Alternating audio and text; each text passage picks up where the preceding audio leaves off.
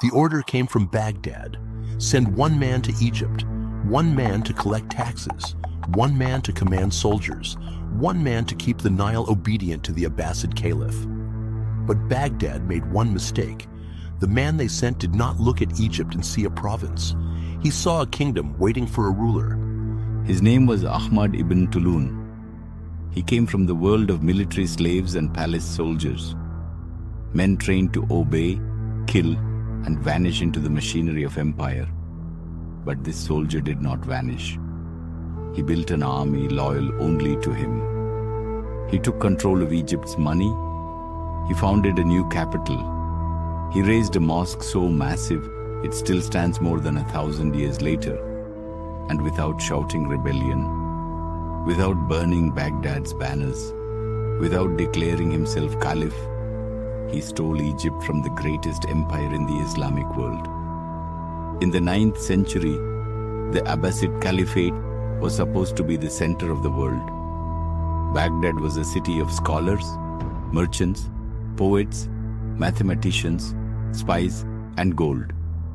Its caliph claimed authority over lands stretching from North Africa to Central Asia. But by the time Ahmad ibn Tulun entered the story, that empire was beginning to crack. Not collapse, not yet, but crack. The caliphs still had titles, still had palaces, still had armies, but behind the silk curtains of power, a new force was rising. Turkish military elites from the world of slave soldier service. They were brought into the Abbasid system to protect the caliph. But soon, the protectors became kingmakers. This was the world that shaped Ahmad ibn Tulun.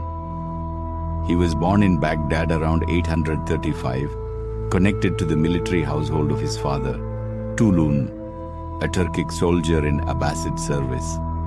He grew up near power, but not above it. He learned what ambitious men learn in dangerous courts. Do not speak too early. Do not trust too quickly. And never forget that the man who controls soldiers may one day control kings. But Ahmad was not just a warrior. He was educated, disciplined, religious, politically careful. He understood something that many men in Baghdad did not. Empires are not held together by speeches. They are held together by money, armies, grain, and fear. And Egypt had all four. Egypt was not an ordinary province. Egypt was the Nile. It was wheat. It was taxes. It was ships. It was a gateway between Africa, Arabia, the Mediterranean, and the Red Sea. Whoever controlled Egypt did not simply control land. He controlled a machine that produced wealth every year when the river rose. Baghdad knew this. That is why Egypt was too important to leave alone, but it was also too far away to control easily. And this distance, this dangerous space between command and reality, became Ahmad ibn Tulun's opportunity. In 868, Ahmad ibn Tulun arrived in Egypt. Officially, he was not there to become a king. He was there as the representative of Abbasid authority, a servant of the empire, a man expected to govern, obey, and send revenue back east. But Egypt was divided. The military authority and the financial authority were not always in the same hands. One man might command soldiers, while another controlled taxes. And that mattered.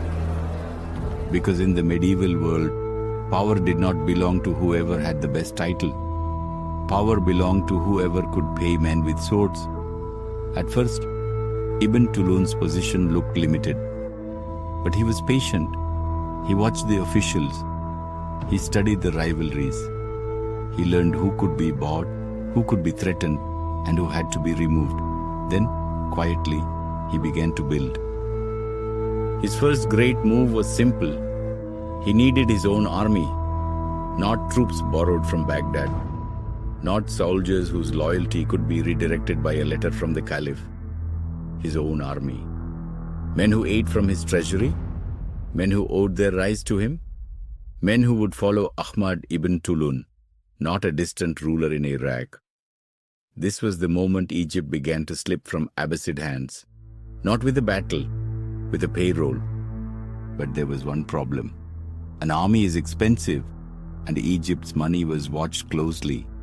The Abbasid center expected revenue. The tax officials expected influence. Baghdad expected obedience. Ibn Tulun needed control of the treasury, so he fought a quieter war. Not with spears, with appointments, letters, pressure, alliances, threats disguised as administration. Eventually, he secured control over Egypt's finances. And now the equation changed forever. He had the land, he had the soldiers, he had the money. Baghdad still had the title, but Ibn Tulun had Egypt. And then he did something only real rulers do. He built a city. North of Fustat, he founded Al-Qatai, the wards or the quarters. It was not just a neighborhood, it was a statement. The old city belonged to the past.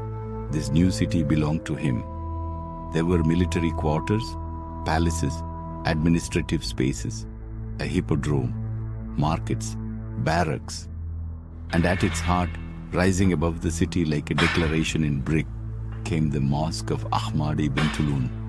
Huge, severe, majestic, built in the architectural memory of Abbasid Iraq, but standing in Egypt as a monument to a man who no longer needed Baghdad's permission to dream. This is where the story becomes almost unbelievable.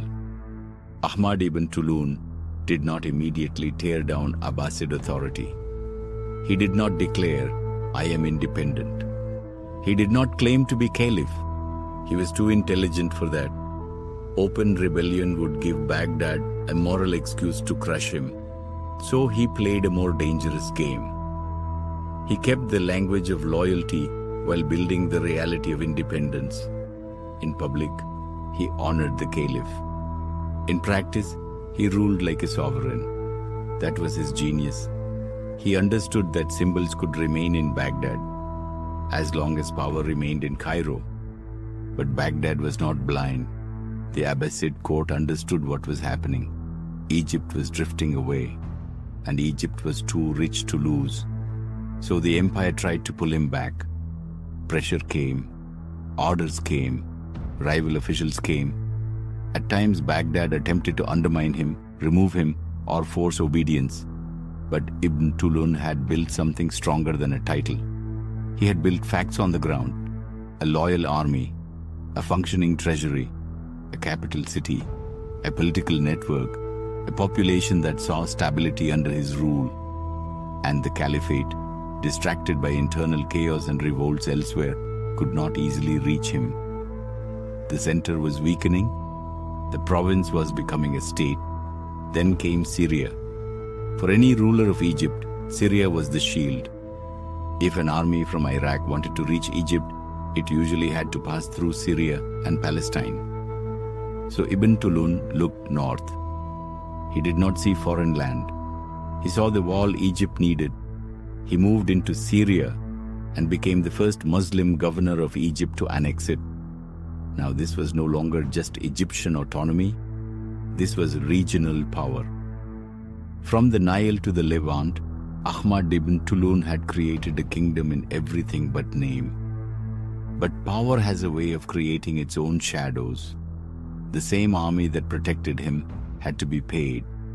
The same court that served him had to be managed.